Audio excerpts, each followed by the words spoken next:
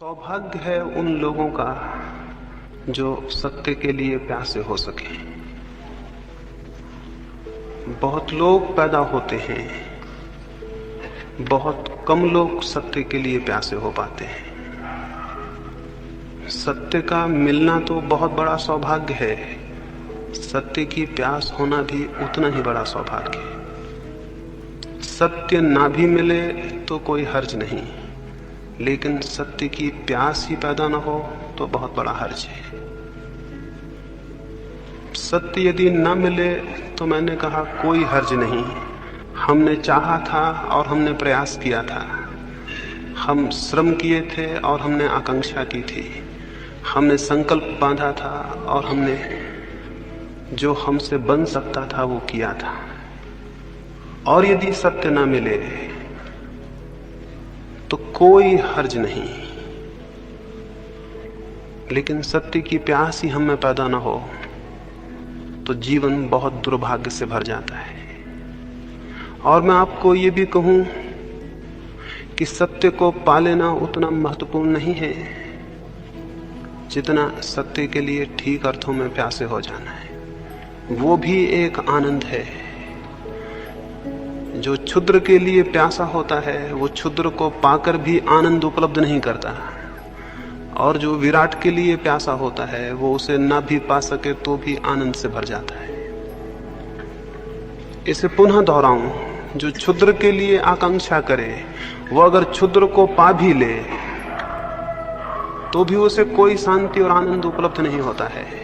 और जो विराट की अभीप्सा से भर जाए वो अगर विराट को उपलब्ध ना भी हो सके तो भी उसका जीवन आनंद से भर जाता है। जिन अर्थों में हम श्रेष्ठ की कामना करने लगते हैं उन्हीं अर्थों में हमारे भीतर कोई श्रेष्ठ पैदा होने लगता है। कोई परमात्मा या कोई सत्य हमारे बाहर हमें उपलब्ध नहीं होगा, उसके बीज हमारे भीतर हैं और वे विकसित होंगे, लेकिन वे तभी विकसित होंगे जब प्यास की आग और प्यास की तपिश और प्यास की गर्मी हम पैदा कर सके।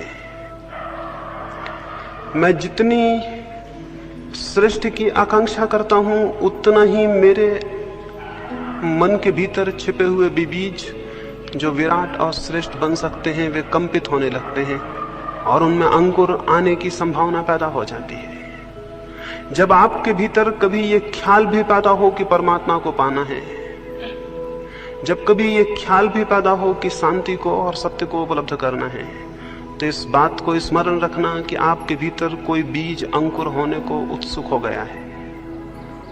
इस बात को स्मरण रखना आपके भीतर कोई दबी हुई आकांक्षा जाग रही है।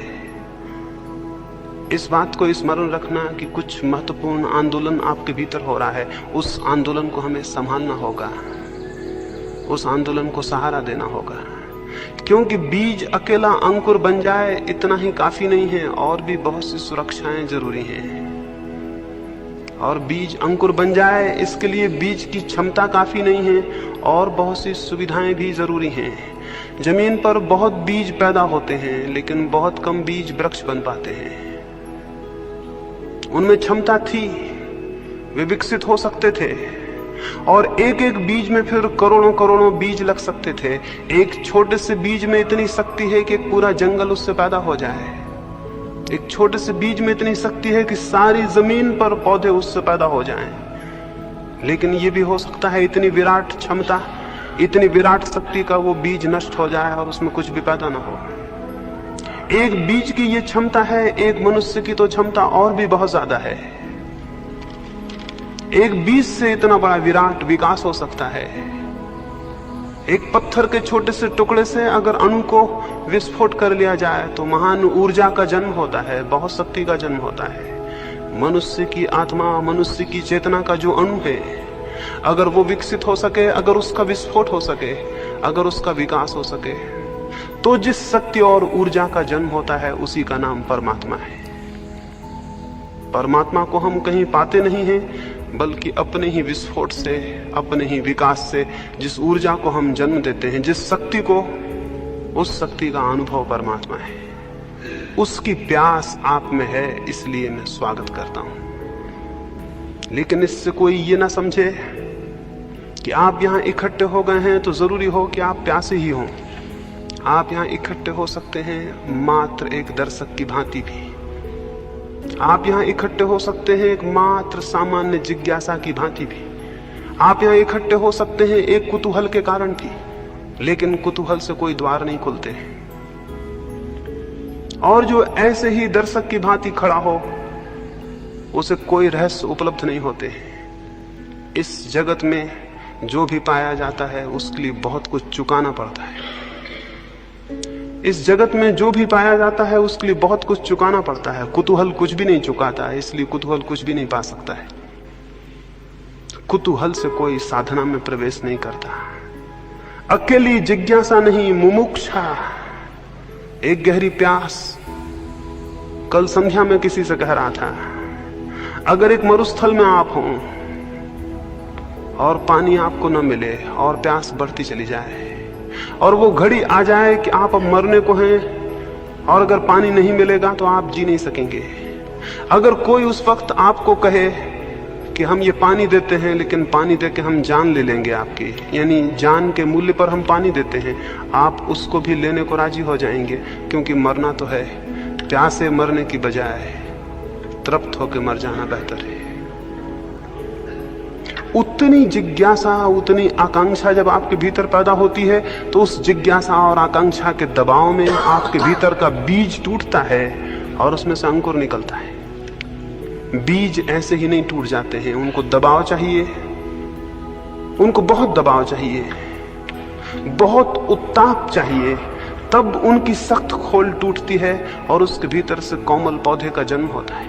हम सबके भीतर भी बहुत सख्त खोल है और जो भी उस खोल के बाहर आना चाहते हैं अकेले कुतूहल से नहीं आ सकेंगे। इसलिए स्मरण रखें, जो मात्र कुतूहल से इकट्ठे हुए हैं वे मात्र कुतूहल को लेकर वापस लौट जाएंगे। उनके लिए कुछ भी नहीं हो सकेगा। जो दर्शक की भांति इकट्ठे हों वे दर्शक की भांति ही वापस लौट जाएंगे, उनके लिए कुछ भी नहीं हो सकेगा। इसलिए प्रत्येक अपने भीतर पहले तो यह ख्याल कर ले उसमें प्यास है। प्रत्येक अपने भीतर ये विचार कर ले वो प्यासा है। इसे बहुत स्पष्ट रूप से अनुभव कर ले वो सच में परमात्मा में उत्सुक है। उसकी कोई उत्सुकता है सत्य को, शांति को, आनंद को उपलब्ध करने के लिए? अगर नहीं है तो वो समझे कि वो जो भी करेगा उस करने में कोई प्राण नहीं हो सकते, वो निष्प्राण होगा। और तब फिर उस निष्प्राण चेष्टा का अगर कोई फल ना हो तो साधना जिम्मेवार नहीं होगी, आप स्वयं जिम्मेवार होंगे। इसलिए पहली बात अपने भीतर अपनी प्यास को खोजना और उसे स्पष्ट कर लेना है। आप सच में कुछ पाना चाहते हैं,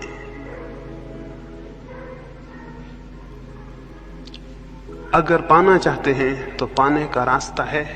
एक बार ऐसा हुआ, गौतम बुद्ध एक गांव में ठहरे। एक व्यक्ति ने उनको आके कहा कि आप रोज कहते हैं कि हर एक व्यक्ति मोक्ष पा सकता है, लेकिन हर एक व्यक्ति मोक्ष पा क्यों नहीं लेता है?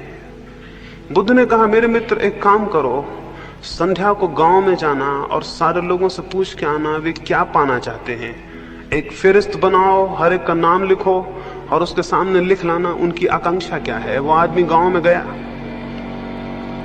उसने जाके पूछा, उसने एक एक आदमी को पूछा। थोड़े से लोग थे उस गांव में, उन सब ने उत्तर दिए। वो सांझ को वापस लौटा, उसने बुद्ध को आके वो फेरिस्त दी। बुद्ध ने कहा, इसमें कितने लोग मोक्ष के आकांक्षी हैं? वो बहुत हैरान हुआ, उसमें एक भी आदमी ने अपनी आकांक्षा में मोक्ष नहीं लिखाया था। बुद्ध ने कहा, हर एक आदमी पा सकता है ये मैं कहता हूं, लेकिन हर एक आदमी पाना चाहता है ये मैं नहीं कहता। हर एक आदमी पा सकता है ये बहुत अलग बात है, और हर एक आदमी पाना चाहता है ये बहुत अलग बात है।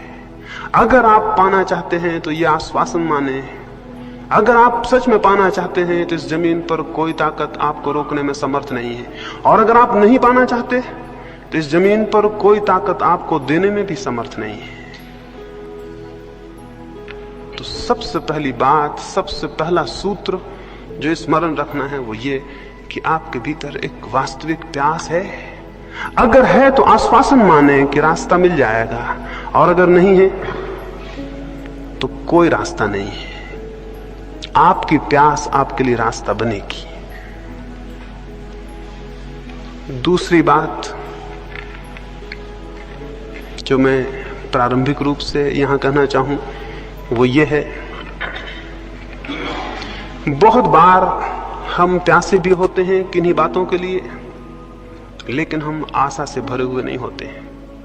हम प्यासे होते हैं लेकिन आशा नहीं होती। हम प्यासे होते हैं लेकिन निराश होते हैं, और जिसका पहला कदम निराशा में उठेगा उसका अंतिम कदम निराशा में समाप्त होगा। इसे भी स्मरण रखें, जिसका पहला कदम निराशा में उठेगा उसका अंतिम कदम भी निराशा में समाप्त होगा। अंतिम कदम अगर सफलता और सार्थकता में जाना है तो पहला कदम बहुत आशा में उठना चाहिए।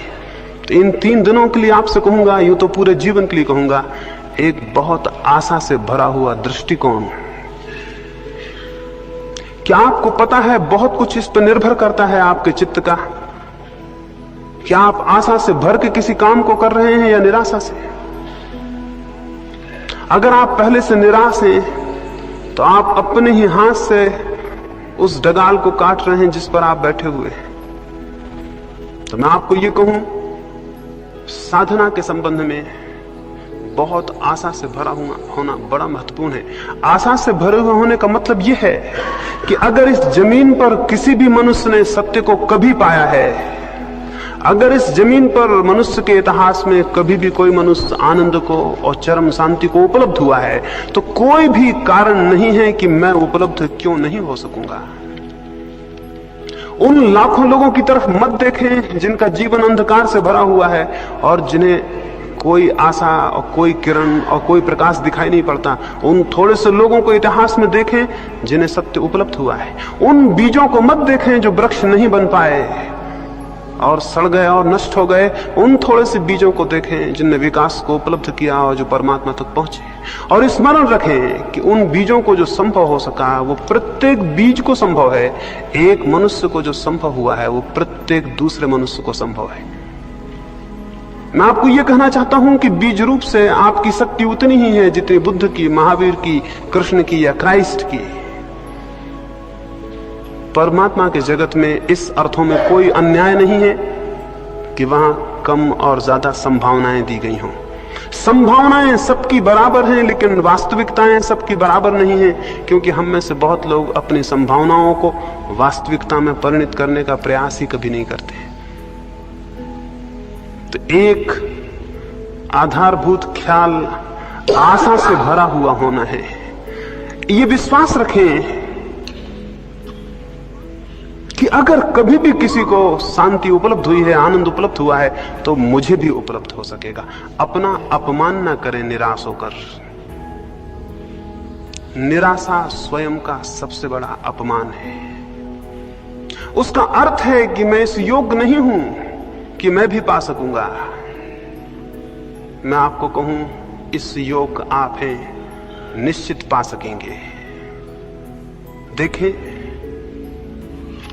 निराशा में भी जीवन भर चलकर देखा है, आशा में इन 3 दिन चल के देखें। इतनी आशा से भर के चलें कि होगी घटना, जरूर घटना घटेगी। क्यों? ये हो सकता है आप आशा से भरे हों, लेकिन बाहर की दुनिया में हो सकता है कोई काम आप आशा से भरे हों तो भी ना कर पाएं, लेकिन भीतर की दुनिया में आशा बहुत बड़ा रास्ता है।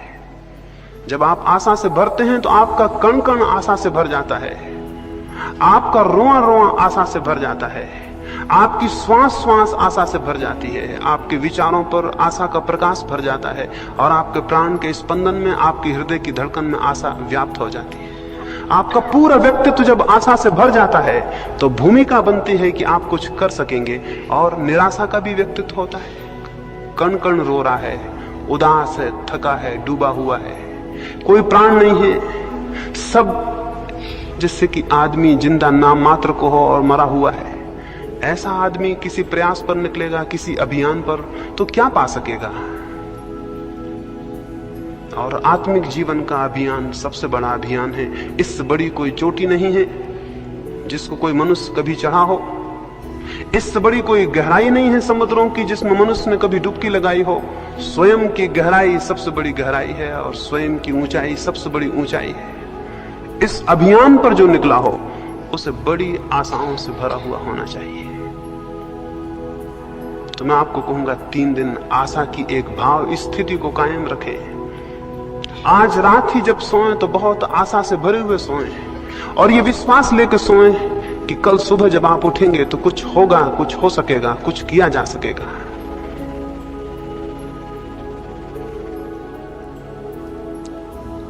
दूसरी बात मैंने कही, आशा का एक दृष्टिकोण। आशा के इस दृष्टिकोण के साथ ही ये भी आपको स्मरण दिला दूं, इन पीछे कुछ वर्षों के अनुभव से इस नतीजे पर पहुंचा हूं कि हमारी निराशा इतनी गहरी है कि जब हमें कुछ मिलना भी शुरू होता है तो निराशा के कारण दिखाई नहीं पड़ता। अभी मेरे पास एक व्यक्ति आते थे, वो अपनी पत्नी को मेरे पास लाए। उन्होंने पहले दिन जब वो आए थे तो मुझे कहा कि मेरी पत्नी को नींद नहीं आती, बिल्कुल नींद नहीं आती बिना दवा के, और दवा से भी 3-4 घंटे से ज्यादा नींद नहीं आती। और मेरी पत्नी भयभीत है, अनजाने भय उसे परेशान किए रहते हैं। घर के बाहर निकलती है तो डरती है, घर के भीतर होती है तो डरती है कि मकान ना गिर जाए। अगर पास में कोई ना हो तो घबराती है कि अकेले में कहीं मृत्यु ना हो जाए, इसलिए पास में कोई होना ही चाहिए। रात को सब दवाइयां अपने पास में रख के सोती है कि बीच रात में कोई खतरा ना हो जाए। वो मुझे अपनी पत्नी की ये भय की और निराशा की हालत बताए। मैंने उनको कहा कि ध्यान का ये छोटा सा प्रयोग शुरू करिए, लाभ होगा। उन्होंने प्रयोग शुरू किया। 7 दिन बाद वो मुझे मिले। मैंने उनसे पूछा क्या हुआ, कैसा है? वो बोले अभी कुछ खास नहीं हुआ, बस नींद भर आने लगी है। उन्होंने मुझसे कहा अभी कुछ खास नहीं हुआ, बस नींद भर आने लगी है। 7 दिन बाद वो मुझे फिर मिले। मैंने उनसे पूछा क्या हुआ? बोले अभी कुछ खास नहीं हुआ, थोड़ा सा भय दूर हो गया है। वो 7 दिन बाद मुझे फिर मिले। मैंने उनसे पूछा कुछ हुआ? वो बोले अभी कुछ विशेष तो नहीं हुआ, ये थोड़ी नींद आ जाती है, भय कम हो गया, दवाइयां अपने पास नहीं रखती, और कुछ खास नहीं हुआ। इसको मैं निराशा की दृष्टि कहता हूं। और ऐसे आदमी को कुछ हो भी जाए तो उसे पता नहीं चलेगा। ये दृष्टि तो बुनियाद से गलत है। इसका तो मतलब है इस आदमी को कुछ हो नहीं सकता, अगर हो भी जाए तो भी उसे कभी पता नहीं चलेगा कि कुछ हुआ। और बहुत कुछ हो सकता था जो कि रुक जाएगा। तो आशा के इस दृष्टिकोण के साथ साथ प्रसंगवशात मैं आपसे ये कहूं, इन 3 दिनों में जो घटित हो उसको स्मरण रखें और जो घटित ना हो उसको बिल्कुल स्मरण ना रखें। इन 3 दिनों में जो घटित हो उसको स्मरण रखें, और जो घटित ना हो, जो ना हो पाए, उसे बिल्कुल स्मरण ना रखें। स्मरणीय वो है जो घटित हुआ हो। थोड़ा सा कण भी अगर लगे शांति का, उसको पकड़ें, वो आपको आशा देगा और गतिमान करेगा। और अगर आप उसको पकड़ते हैं जो नहीं हुआ, तो आपकी गति अवरुद्ध हो जाएगी और जो हुआ है वो भी मिट जाएगा। तो इन 3 दिनों में ये भी स्मरण रखें कि इन ध्यान के प्रयोगों में जो थोड़ा सा आपको अनुभव हो उसको स्मरण रखें, उसको आधार बनाएं आगे के लिए। जो न हो उसको आधार ना बनाएं। मनुष्य जीवन भर इसी दुख में रहता है। जो उसे मिलता है उसे भूल जाता है, और जो उसे नहीं मिलता उसका स्मरण रखता है। ऐसा आदमी गलत आधार पर खड़ा है। वैसा आदमी बने जिससे जो मिला है उसे स्मरण रखे और उस आधार पर खड़ा हो। अभी मैं पढ़ता था, एक व्यक्ति ने किसी को कहा कि मेरे पास कुछ भी नहीं है, मैं बहुत दरिद्र हूं। उस दूसरे व्यक्ति ने कहा कि अगर तुम दरिद्र हो, एक काम करो, मैं तुम्हारी बाईं आंख चाहता हूं, इसके मैं 5000 रुपए देता हूं, तुम 5000 रुपए ले लो और बाईं आंख दे दो। उस आदमी ने कहा ये मुश्किल है, मैं बाईं आंख नहीं दे सकता। उसने कहा मैं 10,000 रुपए देता हूं, दोनों आंखें दे दो। उसने कहा 10,000 फिर भी मैं नहीं दे सकता। उसने कहा मैं तुम्हें 50,000 रुपए देता हूं, तुम अपनी जान मुझे दे दो। उसने कहा यह असंभव, मैं नहीं दे सकता। उस आदमी ने कहा तब तो तुम्हारे पास बहुत कुछ है जिसका बहुत दाम है। तुम्हारे पास 2 आंखें हैं जिनको तुम 10,000 में देने को राजी नहीं हो। लेकिन तुम कह रहे थे मेरे पास कुछ भी नहीं है। मैं उस आदमी और उस विचार की बात आपसे कह रहा हूं जो आपके पास है, उसको स्मरण रखें, और जो साधना में मिले थोड़ा सा रत्ती भर भी मिले उसे स्मरण रखें, उसकी विचार करें, उसकी चर्चा करें, उसके आधार से और मिलने का रास्ता बनेगा, क्योंकि आशा बढ़ेगी। और जो नहीं मिला, एक महिला मेरे पास आती थी, पढ़ी लिखी हैं, एक कॉलेज में प्रोफेसर हैं, संस्कृत की विद्वान हैं, वो मेरे पास आती थी। एक 7 दिन का प्रयोग चलता था ध्यान का, उसमें आती थी। पहले दिन वो प्रयोग करने के बाद उठी और बाहर जाके मुझसे कहीं क्षमा करें, अभी मुझे आज कोई ईश्वर के दर्शन नहीं हुए। पहले दिन वो प्रयोग किए और बाहर जाके मुझसे कहीं क्षमा करें, अभी मुझे कोई ईश्वर के दर्शन नहीं हुए। मैंने कहा अगर ईश्वर के दर्शन हो जाते तो ही खतरे की बात होती, क्योंकि इतना सस्ता जो ईश्वर मिल जाए उसे फिर शायद आप किसी मतलब का भी ना समझते। और मैंने उनसे कहा कि जो ये आकांक्षा करे कि वो 10 मिनट आंख बंद करके बैठ गया है इसलिए ईश्वर को पाने का हकदार हो गया है, उससे ज्यादा मूढ़तापूर्ण और कोई वृत्ति और विचार नहीं हो सकता। तो मैं आपसे ये कहता हूं कि जो थोड़ा सा भी शांति की किरण आपको मिले उसे आप सूरज समझें, इसलिए सूरज समझें कि उसी किरण का सहारा पकड़ के आप सूरज तक पहुंच जाएंगे। इस अंधकार से भरे कमरे में अगर मैं बैठा हूं और एक मुझे थोड़ी सी किरण दिखाई पड़ती हो तो मेरे पास 2 रास्ते हैं। एक तो मैं ये कहूं ये किरण क्या, अंधकार इतना घना है, इस किरण से क्या होगा, अंधकार इतना ज्यादा है। एक रास्ता ये भी है कि मैं ये कहूं कि अंधकार कितना ही हो लेकिन एक किरण मुझे उपलब्ध है, और अगर मैं इसकी दिशा में इसका अनुगमन करूं तो मैं वहां तक पहुंच जाऊंगा जहां से किरण पैदा हुई और जहां सूरज होगा। तो मैं आपको अंधकार ज्यादा हो तो भी उसे विचार करने को नहीं कहता, किरण छोटी हो तो भी उस पर ही विचार को खड़ा करने को कहता हूं। इससे आशा की दृष्टि खड़ी होगी, अन्यथा हमारे जीवन बड़े उल्टे हैं। अगर मैं आपको एक गुलाब के फूल के पौधे के पास ले जाऊं और आपको पौधा दिखाऊं तो शायद आप मुझसे कहें कि इसमें क्या है, भगवान कैसा अन्यायी है, 2-4 तो फूल हैं, हजारों कांटे हैं। एक दृष्टि ये भी है कि गुलाब के पास जाके हम ये कहें कि भगवान कैसा अन्यायी है, हजारों कांटे हैं, कहीं एक आध फूल है। इसको कहने का एक ढंग और भी हो सकता है, एक दृष्टि और भी हो सकती है, एक और अप्रोच हो सकती है कि कोई आदमी उसी पौधे के पास जाके ये कहे कि भगवान कैसा अद्भुत है कि जहां लाखों कांटे हैं उनमें भी एक फूल खिल जाता है। कोई इसे यूं भी देख सकता है कि कहे कि जहां लाखों कांटे हैं उनमें भी एक फूल खिल जाता है, दुनिया अद्भुत है। कांटों के बीच भी फूल के खिलने की संभावना कितनी आश्चर्यजनक है। तो मैं आपको दूसरी दृष्टि रखने को कहूंगा इन 3 दिनों में। छोटी सी भी आशा की जो भी झलक आपको मिले साधना में, उसको आधार बनाएं, उसको संबल बनाएं। तीसरी बात,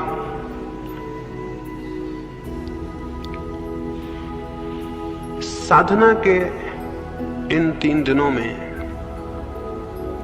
आपको ठीक वैसे ही नहीं जीना है जैसा आप आज सांझ तक जीते रहे।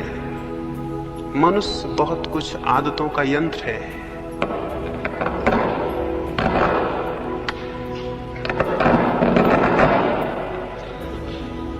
तो ठीक चल रहा है कुछ ना कुछ। और अगर मनुष्य अपनी पुरानी आदतों के घेरे में ही चले तो साधना की नई दृष्टि खोलने में उससे बड़ी कठिनाई हो जाती है। तो थोड़े से परिवर्तन करने को मैं आपसे कहूंगा। एक परिवर्तन तो मैं आपसे ये कहूंगा कि इन 3 दिनों में आप ज्यादा बातचीत ना करें। बातचीत इस सदी की सबसे बड़ी बीमारी है, और आपको पता नहीं कि आप कितनी बातें कर रहे हैं। सुबह से सांझ तक, जब तक आप जाग रहे हैं, बातें कर रहे हैं।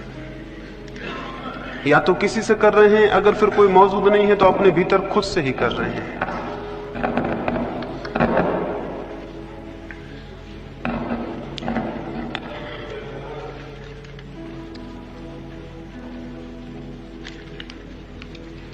इन 3 दिनों में इसका बहुत सजग प्रयास करें कि आपकी बातचीत की जो बहुत यांत्रिक आदत है वो ना चले। एक ही कर देना, उसे बंद कर देना, एक ही कर देना। आदत है हमारी, ये साधक के जीवन में बहुत संघातक है।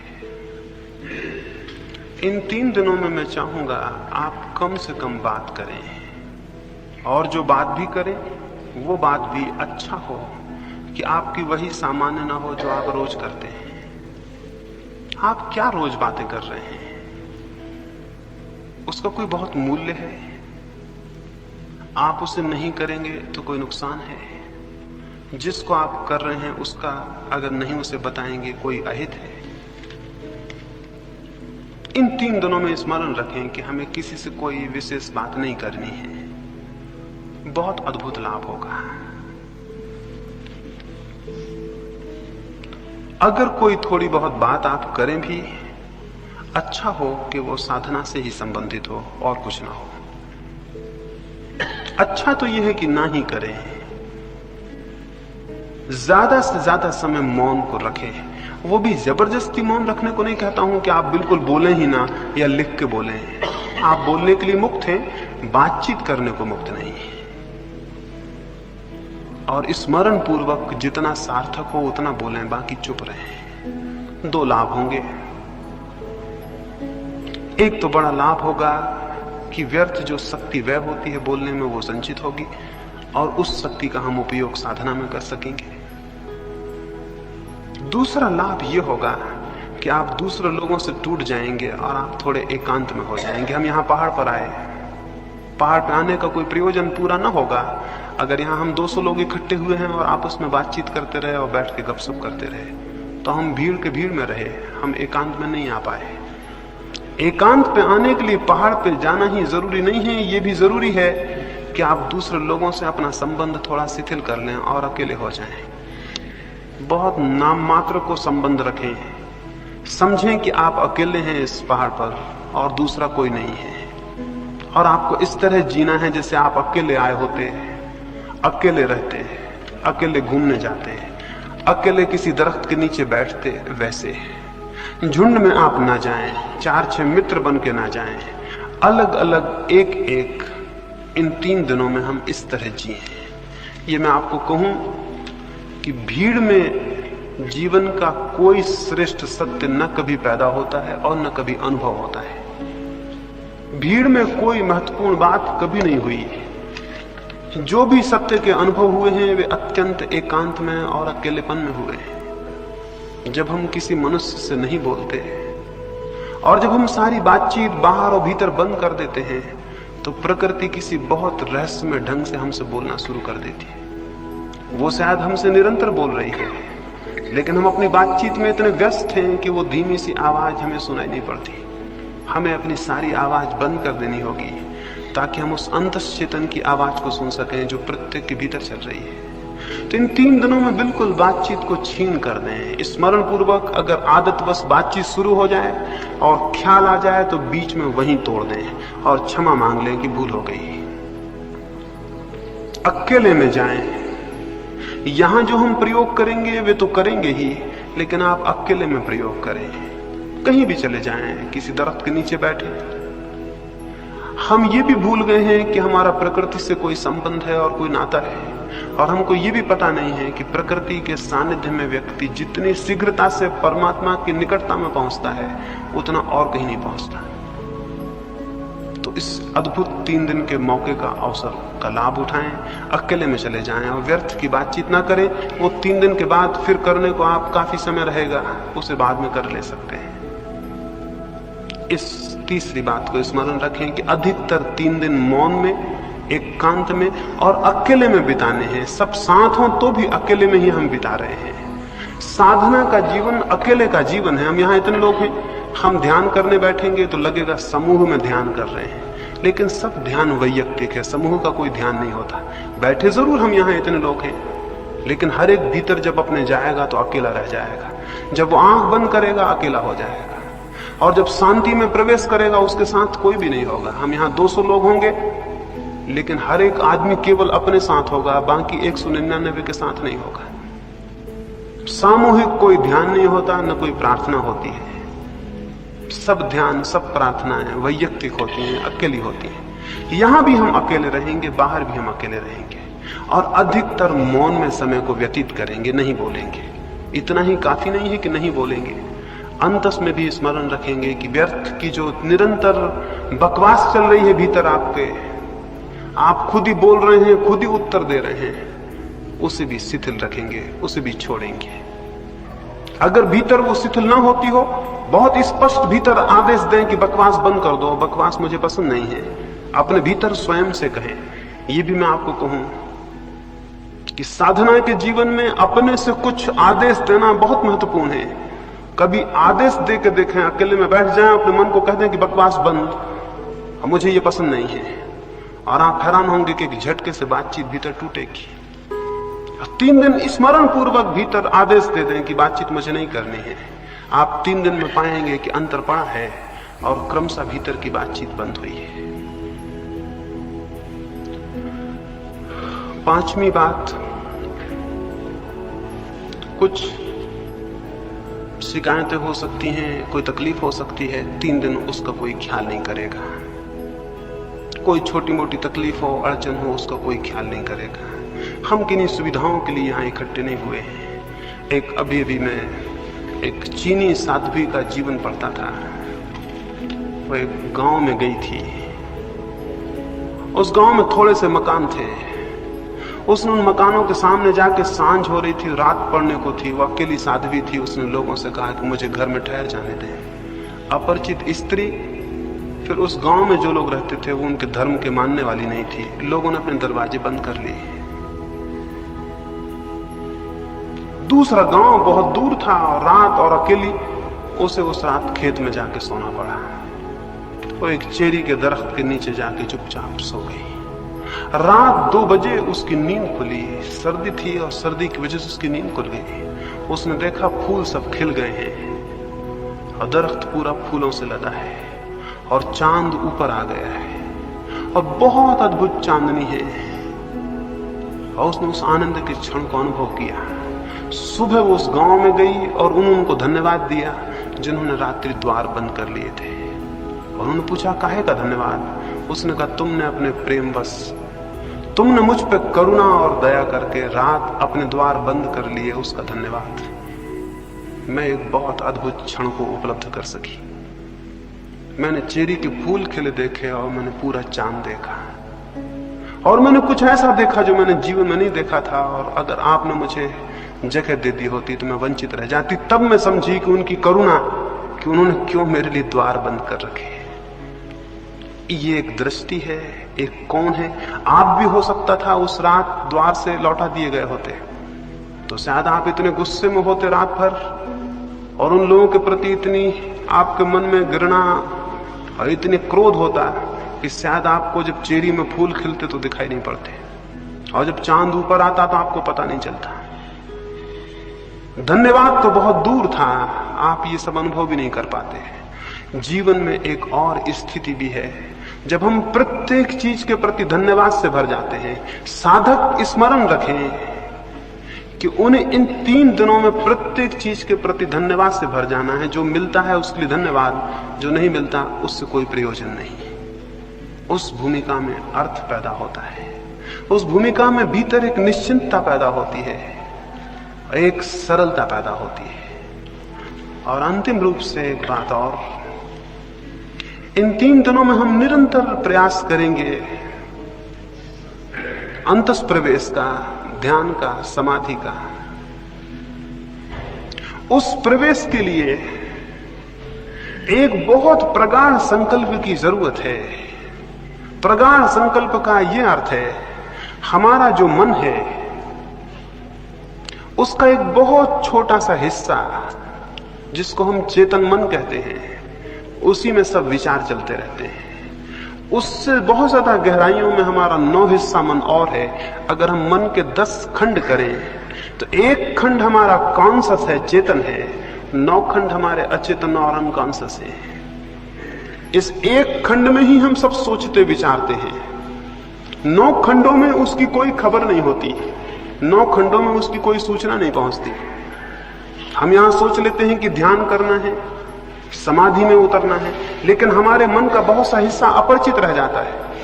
वो अपरिचित हिस्सा हमारा साथ नहीं देगा, और अगर उसका साथ हमें नहीं मिला तो सफलता बहुत मुश्किल है। उसका साथ मिल सके इसके लिए संकल्प करने की जरूरत है, और संकल्प मैं आपको समझा दूं कैसा हम करेंगे।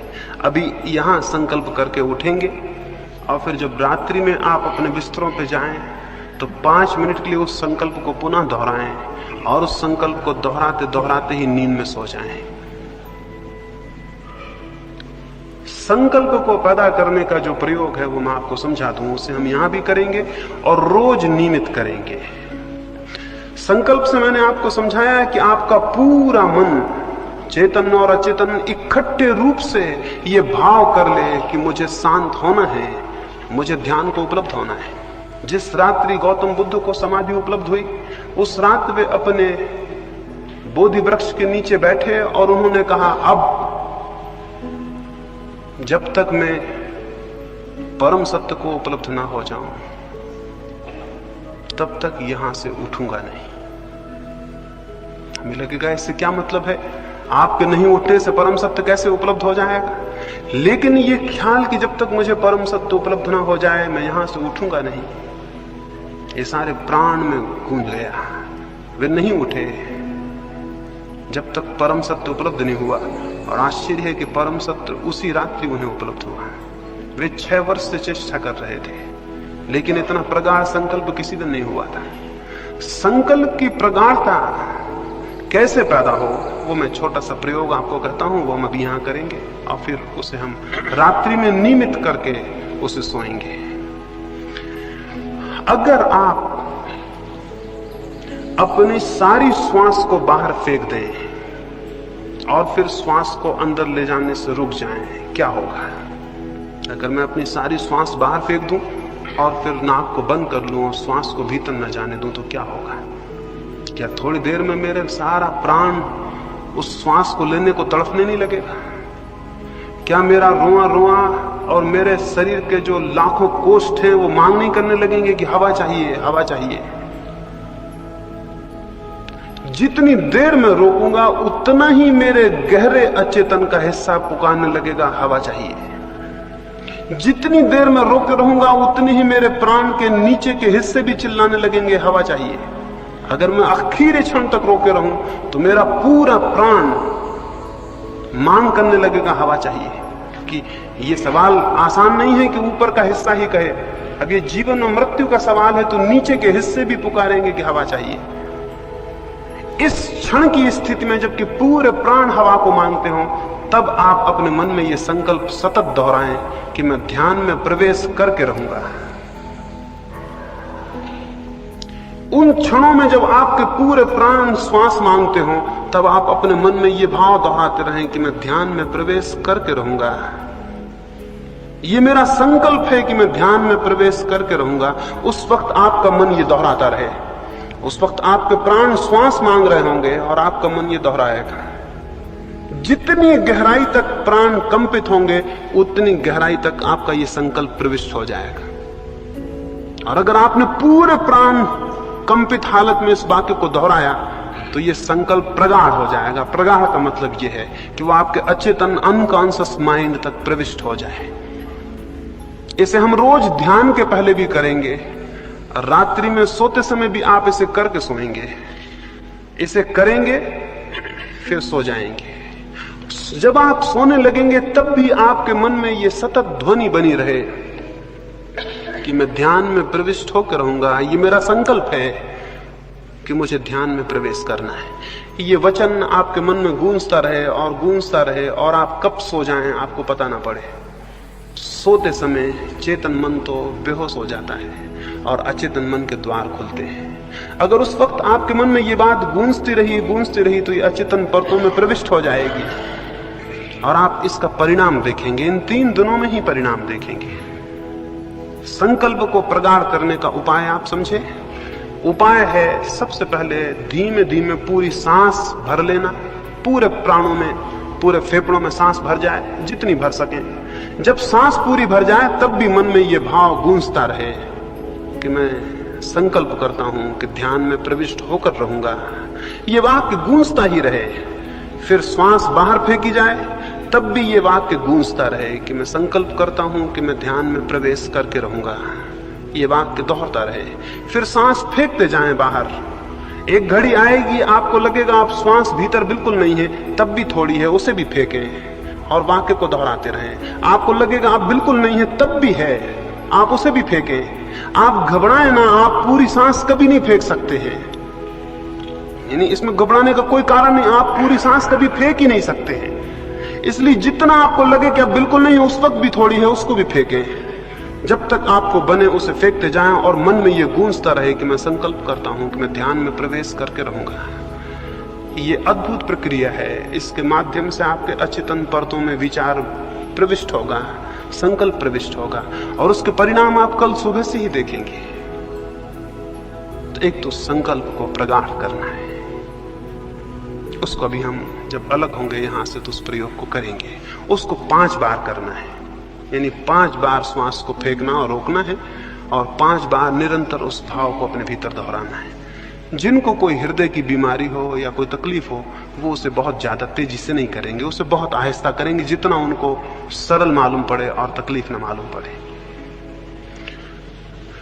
ये जो संकल्प की बात है, इसको मैंने कहा कि रोज रात्रि को इन 3 दिनों में सोते समय करके सोना है। सोते वक्त जब बिस्तर पर आप लेट जाएं, इसी भाव को करते करते क्रमशः नींद में विलीन हो जाना है। ये संकल्प की स्थिति अगर हमने ठीक से पकड़ी और अपने प्राणों में उस आवाज को पहुंचाया तो परिणाम होना बहुत सरल है और बहुत बहुत आसान है। ये थोड़ी सी बातें आपको आज कहनी थी। इनमें जो प्रासंगिक जरूरतें हैं वो मैं समझता हूं आप समझ गए होंगे। जैसा मैंने कहा कि बातचीत नहीं करनी है, स्वाभाविक है कि आपको अखबार, रेडियो इनका उपयोग नहीं करना है, क्योंकि वो भी बातचीत है। मैंने आपसे कहा मौन में और एकांत में होना है। इसका स्वाभाविक मतलब हुआ कि जहां तक बने साथियों से दूर रहना है। जितनी देर हम यहां मिलेंगे वो अलग, भोजन के लिए जाएंगे वो अलग, वहां भी आप बड़े मौन से और बड़ी शांति से भोजन करें। वहां भी सन्नाटा हो जिससे पता ना चले कि आप वहां हैं। यहां भी आए तो सन्नाटे में और शांति में आए। देखें 3 दिन शांत रहने का प्रयोग क्या परिणाम लाता है। रास्ते पे चलें तो बिल्कुल शांत, उठें बैठें तो बिल्कुल शांत, और अधिकतर एकांत में चले जाएं। सुंदर कोई जगह चुने, वहां चुपचाप बैठ जाएं। अगर कोई साथ है तो वो भी चुपचाप बैठे, बातचीत ना करें, अन्यथा पहाड़ियां व्यर्थ हो जाती हैं, सौंदर्य व्यर्थ हो जाता है। जो सामने है वो दिखाई नहीं पड़ता, आप बातचीत में सब समाप्त कर देते हैं। अकेले में जाएं और इसी भांति ये जो थोड़ी सी बातें मैंने कही आपके लिए, जो जो जरूरी हो हर एक के लिए, अगर आपके भीतर प्यास नहीं मालूम होती बिल्कुल, तो उस प्यास को कैसे पैदा किया जाए उसके संबंध में कल मुझसे प्रश्न पूछ लें। अगर आपको ऐसा नहीं लगता कि मुझे कोई आशा नहीं मालूम होती, तो आशा कैसे पैदा हो उसके संबंध में कल सुबह मुझसे प्रश्न पूछ लें। अगर आपको लगता है कि मुझे कोई संकल्प करने में कठिनाई है या नहीं बन पाता या नहीं होता, सारी कठिनाइयां मुझसे सुबह पूछ लें। कल सुबह ही 3 दिन के लिए जो भी कठिनाइयां आ सकती हैं वो आप मुझसे पूछ लें, ताकि 3 दिन में कोई भी समय व्यय ना हो। अगर प्रत्येक व्यक्ति की कोई अपनी वैयक्तिक तकलीफ और दुख और पीड़ा है जिससे वो मुक्त होना चाहता है, या जिसकी वजह से वो ध्यान में नहीं जा सकता, या जिसकी वजह से वो ध्यान में प्रवेश करना उसे मुश्किल होता, समझ लें। अगर आपको कोई एक विशेष चिंता है जो आपको प्रवेश नहीं होने देती शांति में, तो आप उसके लिए अलग से पूछ लें। अगर आपको कोई ऐसी पीड़ा है जो आपको नहीं प्रवेश होने देती, उसके लिए आप अलग से पूछ लें। वो सबके लिए नहीं होगी सामूहिक, वो आपकी वैयक्तिक होगी, उसके लिए आप अलग प्रयोग करेंगे। और जो भी तकलीफ हो वो स्पष्ट सुबह रख दें, ताकि हम 3 दिन के लिए व्यवस्थित हो जाएं। ये थोड़ी सी बातें मुझे आपसे कहनी थी, आपकी एक भाव दृष्टि बने, और फिर जो हमें करना है वो हम कल से शुरू करेंगे और कल से समझेंगे। अभी हम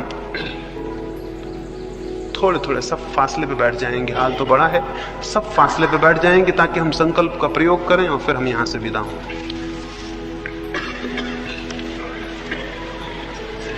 ऐसे झटके से नहीं, बहुत आहिस्ता आहिस्ता पूरा फेफड़ा भर लेना है। जब आप फेफड़ों को भरेंगे तब आप स्वयं अपने मन में दोहराते रहेंगे कि मैं संकल्प करता हूं कि मैं ध्यान में प्रवेश करके रहूंगा। इस वाक्य को आप दोहराते रहेंगे। फिर जब श्वास पूरी भर जाए आखिरी सीमा तक, तब उसे थोड़ी देर रोकें और अपने मन में ये दोहराते रहें। घबराहट बढ़ेगी, मन होगा बाहर फेंक दें, तब भी थोड़ी देर रोकें और इस वाक्य को दोहराते रहें। फिर श्वास को धीरे धीरे बाहर निकालें, तब भी वाक्य दोहरता रहे। फिर सारी श्वास बाहर निकालते जाएं, आखिरी सीमा तक लगे तब भी निकाल दें, तब भी वाक्य दोहरता रहे। फिर अंदर जब खाली हो जाए उस खालीपन को रोकें, श्वास को अंदर न लें, फिर दोहरता रहे वाक्य अंतिम समय तक। फिर धीरे धीरे श्वास को अंदर लें। ऐसा 5 बार। एक बार का मतलब हुआ एक दफा अंदर लेना और बाहर छोड़ना, एक बार। इस तरह 5 बार क्रमशः धीरे धीरे सब करें। जब 5 बार कर चुके हैं तब बहुत आहिस्ता से रीढ़ को सीधा रख के ही फिर धीमे धीमे श्वास लेते रहें और 5 मिनट विश्राम से बैठे रहें। ऐसा कोई 10 मिनट हम यहाँ प्रयोग करें। फिर चुपचाप सारे लोग चले जाएंगे, बातचीत का स्मरण रखेंगे, अभी से उसको शुरू कर देना है। शिविर शुरू हो गया इस अर्थों में। सोते समय फिर इस प्रयोग को 5-7 दफा करें, जितनी देर आपको अच्छा लगे। फिर सो जाएं। सोते समय सोचते हुए सोएं उसी भाव को कि मैं शांत होकर रहूंगा, ये मेरा संकल्प है, और नींद आपको पकड़ ले और आप उसको सोचते रहें। तो लाइट बुझा दें।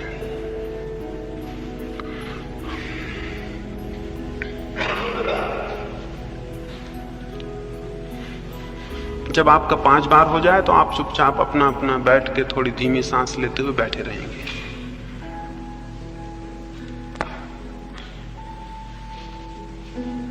रीढ़ सीधी कर लें, सारे शरीर को आराम से छोड़ दें। रीढ़ सीधी हो और शरीर आराम से छोड़ दें।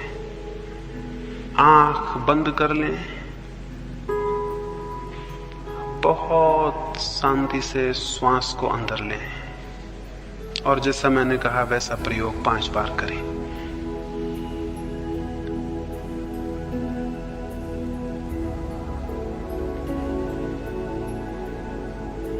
मैं प्रवेश करके रहूंगा, मैं ध्यान में प्रवेश करके रहूंगा।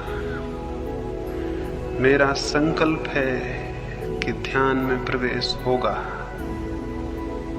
मेरा संकल्प है कि ध्यान में प्रवेश होगा। पूरे प्राणों को संकल्प करने दें।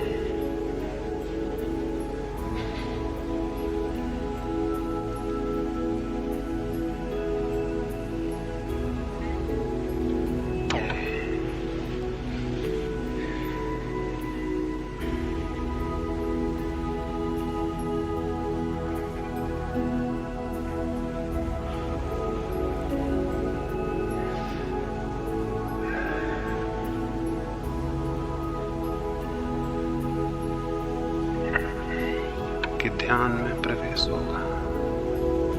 पूरे प्राण में ये बात गूंज जाए, ये अंतश्चेतन तक उतर जाए।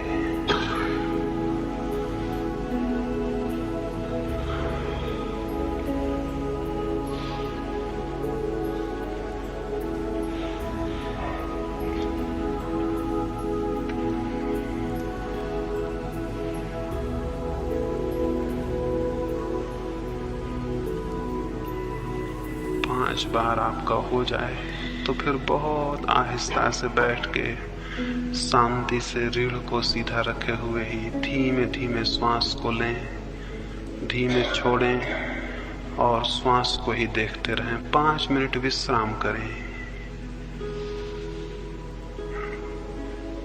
उस विश्राम के समय में जो संकल्प हमने किया है वो और गहरे अपने आप डूब जाएगा। 5 बार संकल्प कर लें, फिर चुपचाप बैठ के श्वास को देखते रहें 5 मिनट तक और बहुत धीमी श्वास लें। फिर